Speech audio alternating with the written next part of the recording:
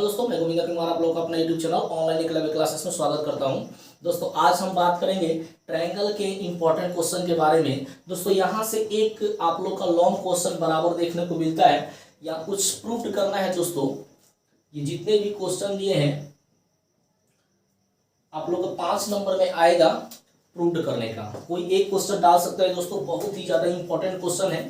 कह रहे हैं कि यदि किसी त्रिभुज के एक भुजा के समांतर अन्य दो भुजाओं को भिन्न भिन्न बिंदुओं पर प्रतिच्छेद करने के लिए एक रेखा खींची जाए तो अन्य दो भुजाएं एक ही अनुपात में विभाजित हो जाती है, जिसे हम लोग थेल्स प्रमेय भी बोलते हैं। ये बहुत ज्यादा इंपॉर्टेंट है क्योंकि दोस्तों हम इसको प्रूव नहीं करवा पाएंगे, समय का बहुत ज्यादा दिक्कत है हमारे पास, इसलिए आप लोग को एक क्लास में जरूर पढ़ाया गया होगा, क्वेश्चन को प्रूव करवाया होगा। तो मैं यहाँ पे बता दे रहा हूँ कि ये 5 क्वेश्चन जो है बहुत ज्यादा इंपॉर्टेंट है। एक इसमें से 100% कन्फर्म है आप लोग को लॉन्ग क्वेश्चन में देखने को मिलेगा, तो आप लोग इसका प्रैक्टिस जरूर कर लीजिएगा। इस बेस पे क्वेश्चन ऑब्जेक्टिव में भी देखने को मिलता है दोस्तों। थेल्स प्रमेय से रिलेटेड ऑब्जेक्टिव क्वेश्चन देखने को जरूर मिलता है। और कह रहा है कि यदि एक रेखा किसी त्रिभुज की दो भुजाओं को एक ही अनुपात में विभाजित करे तो वह तीसरी भुजा के समांतर होती है। थेल्स प्रमेय क्या होता है दोस्तों, जैसे मान लेते हैं एक ट्रायंगल हो गया, एक त्रिभुज हो गया ABC। यहाँ पे कह रहे यदि किसी त्रिभुज की एक भुजा के समांतर अन्य दो भुजाओं को भिन्न भिन्न बिंदुओं पर प्रतिच्छेद करने के लिए एक रेखा खींची जाए, यानी कि इस भुजा के मान लेते हैं इस भुजा के समांतर अन्य दो भुजा को काटने के लिए भिन्न भिन्न बिंदु पर एक हम रेखा खींचते हैं तो अन्य दो भुजाएं एक ही अनुपात में विभाजित हो जाती है। कहने का मतलब ये और ये इतना बट्टा इतना, यानी कि मान लीजिए डी और ई बिंदु पर प्रतिच्छेद करता है तो थेल्स प्रमेय के अनुसार AB बट्टा DB बराबर AE बट्टा EC हो जाता है। यानी किसी त्रिभुज में एक भुजा के समांतर अन्य दो भुजा को, यानी इस दोनों भुजा को भिन्न भिन्न बिंदुओं पर काटने के लिए एक रेखा खींचेंगे तो क्या होगा दोस्तों, इसके संगत भुजा का अनुपात अन्य दो भुजाओं के अनुपात खींची जाए तो अन्य दो भुजाएं एक ही अनुपात में विभाजित हो जाती है। कहने का मतलब इतना बट्टा इतना AD बट्टा DB बराबर AE बट्टा EC होता है। इस बेस पे 100% कन्फर्म ऑब्जेक्टिव में भी क्वेश्चन डालेगा। और यहाँ पे जितना हम आप लोगों को 5 इंपॉर्टेंट क्वेश्चन बताए हैं ये कन्फर्म आप लोगों को प्रूव करने के लिए लॉन्ग में डालेगा। तो इसको दोस्तों आप लोगों को प्रैक्टिस कर लेना होगा, क्योंकि हमारे पास समय बहुत ज्यादा दिक्कत है समय का, इसलिए प्रूव करवा पा रहे हैं। अब दोस्तों देख रहे हैं दूसरा क्वेश्चन, दूसरा जस्ट इसके उल्टा है, जिसको हम लोग थेल्स का विलोम बोलते हैं। कहने का मतलब ये दे देगा दोस्तों AD बट्टा DB बराबर AE बट्टा EC है, यानी कि दोनों रेखा आपस में क्या है, समांतर है। इसको प्रूव करने के लिए आ सकता है। अब है दो समरूप त्रिभुजों के क्षेत्रफलों को अनुपात इनकी संगत भुजाओं के अनुपात के वर्ग के बराबर होता है। इससे भी क्वेश्चन बराबर देखने को आप लोगों को मिलता है दोस्तों ऑब्जेक्टिव में भी, और ये सब्जेक्टिव के दृष्टि से लॉन्ग क्वेश्चन के लिए बहुत ज्यादा इंपॉर्टेंट है। अब आप लोग ये तो वाकिफ होंगे इससे, एक समकोण त्रिभुज में कर्ण का वर्ग शेष अन्य दो भुजाओं के वर्ग के योगफल के बराबर होता है, यानी कि कर्ण स्क्वायर बराबर लंब स्क्वायर जो आधार स्क्वायर होता है। उसी तरह ये उसका उल्टा है कि यदि कर्ण स्क्वायर बराबर लंब स्क्वायर जो आधार स्क्वायर होता है, यानी कि एक भुजा का वर्ग अन्य दो भुजाओं के वर्ग के बराबर होता है, तो वो जो त्रिभुज होता है समकोण त्रिभुज होता है। यहाँ पर मोस्ट इंपॉर्टेंट 5 क्वेश्चन आप लोगों को ट्रायंगल से दिए हैं दोस्तों, प्रैक्टिस कर लीजिएगा कन्फर्म। इस बेस पे क्वेश्चन एक आप लोगों को सब्जेक्टिव में लॉन्ग में कन्फर्म डालेगा, और इससे फॉर्मूला बेसिस से आप लोग को, और इसके फॉर्मूला बेसिस से आप लोग को सब ऑब्जेक्टिव में क्वेश्चन कंफर्म डालेगा। तो अब हम बात करते हैं दोस्तों सब्जेक्टिव क्वेश्चन का। दोस्तों बात करेंगे सब्जेक्टिव क्वेश्चन पे, तो इस बेस का क्वेश्चन एकदम बहुत ज्यादा इंपॉर्टेंट है दोस्तों। कह रहा है कि त्रिभुज ABC की भुजाओं AB और AC पर दो बिंदु D तथा E इस प्रकार है कि DE समानांतर BC। एक त्रिभुज है ABC कह रहा है कि AB और AC पर दो बिंदु, यानी कि यहाँ पे D और E इस प्रकार है कि DE समानांतर BC है, तो हम इसका रेशियो दिया है, हमको x का मान निकालना है। तो दोस्तों इतना अगर ये दोनों समानांतर है तो आप लोग थेल्स प्रमेय में पढ़े हो कि इसके अनुपात क्या हो जाता है, बराबर हो जाता है। तो दिया है दोस्तों त्रिभुज ABC में क्या दिया है, तो DE समानांतर BC। थेल्स के प्रमेय से आप लोग जानते हैं, थेल्स प्रमेय से कि जब ये समानांतर है दोनों भुजा तो इसका अनुपात बराबर हो जाएगा, यानी कि AD बट्टा DB बराबर हो जाएगा AE बट्टा EC। अब यहाँ पे दोस्तों दिया है AD अनुपात DB, यानी कि इसका मान 4 दिया है, इसका मान x माइनस 4 दिया है।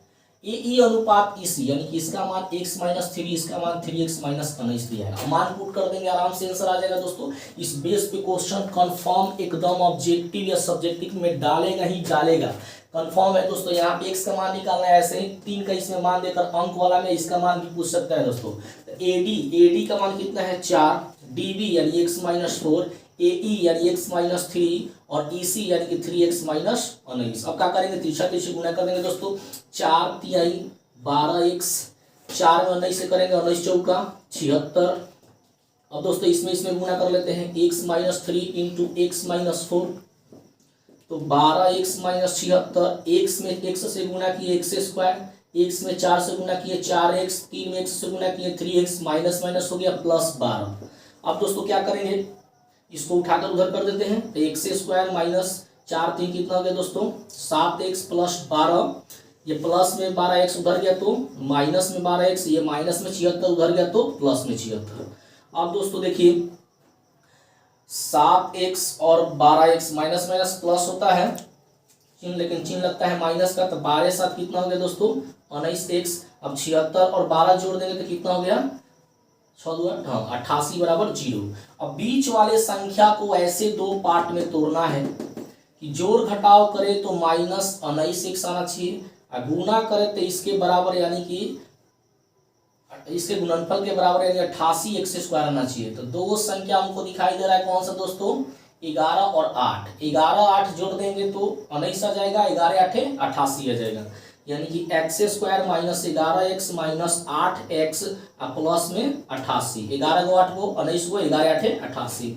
इसमें से कॉमन हो गया x, तो x माइनस 11 बचा, इसमें से 8 कॉमन हो गया तो x माइनस 11 बचा। दोस्तों यहाँ पे माइनस होगा, क्यों, क्योंकि माइनस माइनस प्लस। अब बाहर वाले को एक जगह, अंदर वाले को एक जगह। अब दोस्तों हो जाएगा x माइनस 8 बराबर 0, x माइनस 11 बराबर 0, यानी कि ये माइनस में उधर गया तो प्लस में, ये माइनस में उधर गया तो प्लस में। अब x का 2 माना गया दोस्तों, कोई भी हो सकता है, आराम से इस तरह निकाल सकती है। बहुत ज्यादा इंपॉर्टेंट क्वेश्चन है, इस बेस पे देखने को क्वेश्चन कंफर्म 100% मिलेगा दोस्तों।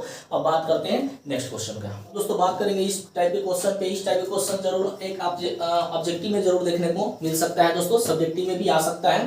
कह रहे हैं कि दो समरूप त्रिभुजों का परिमाप इतना और इतना है, यदि पहले त्रिभुज की एक भुजा 12 सेंटीमीटर है तो दूसरे त्रिभुज की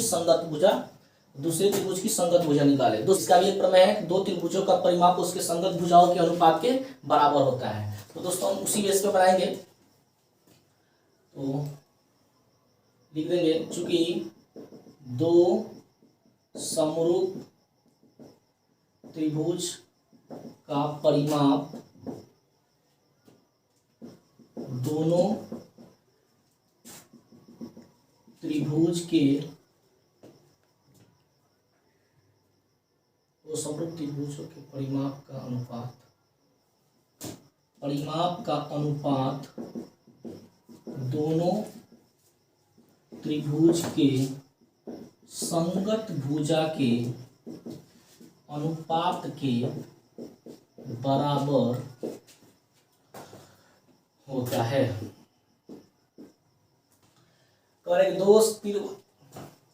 क्योंकि दो समरूप त्रिभुजों का परिमाप का जो अनुपात होता है दोस्तों, दोनों त्रिभुज के संगत भुजा के अनुपात के बराबर होता है। ये एक प्रमेय भी है। माना कि दो त्रिभुज ABC एवं PQR है। अब दोस्तों प्रश्न से कह रहा है कि इसका परिमाप इतना इतना है, तो दोस्तों जगह त्रिभुज ABC का परिमाप और बाटा में त्रिभुज PQR का परिमाप जो होता है संगत भुजा के अनुपात के बराबर होते हैं। कोई भी भुजा ले लो, इधर से BC बटा इधर से मान ले लेते हैं QR। अब इसका परिमाप कितना दिया है दोस्तों 30, इसका परिमाप कितना दिया है 20। कह रहा है कि एक भुजा 12 है, मान लेते हैं आप लोग का क्या हो गया दोस्तों, इसको ऐसे ही रख लेते हैं। एक भुजा यानी कि 20 यानी 12 दिया है, तो QR बराबर डाल लेते हैं, BC का मान निकाल देंगे, आराम से निकल जाएगा दोस्तों। हो जाएगा 20 गुना BC, इधर होगा 30 गुना 12। अब ये गुना में उधर चला गया तो भाग में 30 गुना 12 बटा दोस्तों हो गया 20, 0 से 0 2 6 12, यानी कि दोस्तों BC बराबर कितना आंसर आ गया 18। इस टाइप का क्वेश्चन बहुत ही ज़्यादा इंपॉर्टेंट है। इस टाइप क्वेश्चन अक्सर आप लोगों को ऑब्जेक्टिव में देखने को मिलता है दोस्तों। तो ये बात याद रखिएगा कि दो समरूप त्रिभुजों के परिमाप का जो अनुपात होता है संगत भुजा के अनुपात के बराबर होता है। आप लोग का दो त्रिभुज का परिमाप देगा, एक भुजा देगा और उसका अन्य भुजा पूछेगा, तो ऐसे ही आप लोग निकाल दीजिएगा। दोस्तों उम्मीद है समझ में आप लोग को आ रहा होगा। अब बात करते हैं नेक्स्ट क्वेश्चन पे। दोस्तों बात करेंगे नेक्स्ट क्वेश्चन पे। दो समरूप त्रिभुजों में त्रिभुज ABC का क्षेत्रफल इतना है, DF का क्षेत्रफल इतना है तथा AB बराबर इतना है, तो DE निकाले। ये भी मोस्ट इंपॉर्टेंट क्वेश्चन है दोस्तों। इस बेस पे क्वेश्चन ऑब्जेक्टिव अक्सर देखने को मिलता है, सब्जेक्टिव में भी आ सकता है और ये प्रूव्ड कराने वाले में भी आप लोग को दिए थे, उसी बेस पे क्वेश्चन ये दोस्तों बनेगा। तो चूंकि नहीं तो दिया है, क्या दिया है दोस्तों, तो त्रिभुज ABC समरूप त्रिभुज क्या है DEF। तो जब ABC और DF दोनों त्रिभुज समरूप हैं तो इसके क्षेत्रफल का जो अनुपात होगा वो संगत भुजाओं के वर्ग के अनुपात के बराबर होगा। इसलिए त्रिभुज ABC का क्षेत्रफल जो होगा और त्रिभुज PQR का नहीं और त्रिभुज DEF का क्षेत्रफल का जो अनुपात होगा इसके संगत भुजा का, यानी कि इधर से AB लेते हैं, AB ही दिया है तो इधर से DE लेना पड़ेगा। DE इसके वर्ग के अनुपात के क्या होता है बराबर होता है। अब त्रिभुज ABC का क्षेत्रफल दोस्तों कितना दिया है 20, DEF का कितना दिया है 45, AB का मान दिया है 5 का स्क्वायर हो गया और DE स्क्वायर हमको निकालना है। इसी फॉर्मूला से आराम से निकाल सकते हैं दोस्तों। गुना करेंगे तो हो गया 20 गुना DE का स्क्वायर, इसको जब गुना करेंगे तो 45 और 5 25। अब ये गुना में उधर गया तो दोस्तों भाग में हो जाएगा, यानी 45 गुना 25 बट्टा में हो गया 20, यानी कि ये हो गया 5 25 5 का 20। अब स्क्वायर का जब पक्ष बदलता है तो आप लोगों को पता है कि रूट में हो जाता है, तो रूट में हो गया 5 25 के 5 हाथ में लगा 2 5 का 20 2 22 बटा 225 बटा 4 हो गया। अब इसका अगर वर्गमूल तोड़ेंगे तो 225 का 15 होता है और 4 का वर्गमूल 2 होता है। आंसर आ गया दोस्तों। इस तरह इस क्वेश्चन को आसानी से बना सकते हैं। इस बेस पे जरूर क्वेश्चन आप लोग प्रैक्टिस करिएगा, एकदम देखने को ऑब्जेक्टिव में जरूर कंफर्म मिलेगा। अगर सब्जेक्टिव में ना मिले तो लेकिन ऑब्जेक्टिव में कंफर्म इस बेस पे क्वेश्चन मिलेगा दोस्तों। हमें उम्मीद है आप लोग को समझ में आ रहा होगा। अब बात करते हैं नेक्स्ट क्वेश्चन पे। अब दोस्तों बात करेंगे नेक्स्ट क्वेश्चन पे। एक समबाहु त्रिभुज ABC की भुजा 2A है तो इसके शीर्षलंब ज्ञात करें, या ऐसे दे सकता है सीधे करें कि इसका क्षेत्रफल कितना होगा। 2A की जगह A भी हो सकता है दोस्तों। करें समबाहु, तो समबाहु का मतलब क्या होता है, ऐसा त्रिभुज जिसकी तीनों भुजा बराबर हो। जिसे हम त्रिभुज लेते हैं, ये मान लेते हैं ABC, इसका भी 2A है, इसका भी 2A है, इसका भी 2A लंबाई है। तो इसके शीर्षलंब ज्ञात करें। तो दिया है, क्या दिया है दोस्तों, समबाहु त्रिभुज ABC की भुजा की लंबाई कितना है दोस्तों 2A है। ठीक है। अब रचना क्या करेंगे, रचना शीर्ष A से भुजा BC पर एक लंब डालते हैं, इसको मान लेते हैं दोस्तों D। AD लंब BC डालते हैं। ये त्रिभुज का नियम है दोस्तों कि अगर शीर्ष से उसके आधार पर एक लंब डालते हैं तो जो लंब होगा आधार को 2 बराबर बराबर भाग में बांट देगा, यानी कि B से लेकर D तक की दूरी A हो गया और D से लेकर C तक की दूरी A हो गया, यानी कि इसलिए BD बराबर DC बराबर दोस्तों कितना हो जाएगा A हो जाएगा। अब हमें क्या करना है, तो इसके शीर्षलंब ज्ञात करें, या क्वेश्चन इस शीर्षलंब की जगह डाल सकता है सीधे करें कि इसका क्षेत्रफल इतना है। तो यहाँ पे देख पा रहे हैं दोस्तों, थोड़ा पूरा सीधा बना दे रहे हैं, ये जब लंब डाल रहे हैं तो यहाँ पे 90 डिग्री का एंगल बना रहा है और ये भी दोस्तों 90 डिग्री का एंगल बना रहा है। तो निकाले का लिखेंगे समकोण त्रिभुज ADB में अगर ये हमको खाली AD निकालना होता, ये AD निकालना है यानी कि लंब निकालना है, तो कर्क का स्क्वायर माइनस आधार का स्क्वायर, यानी कि हो जाएगा AB का स्क्वायर माइनस BD का स्क्वायर। तो AB दोस्तों कितना है 2A का स्क्वायर, BD कितना है A का स्क्वायर।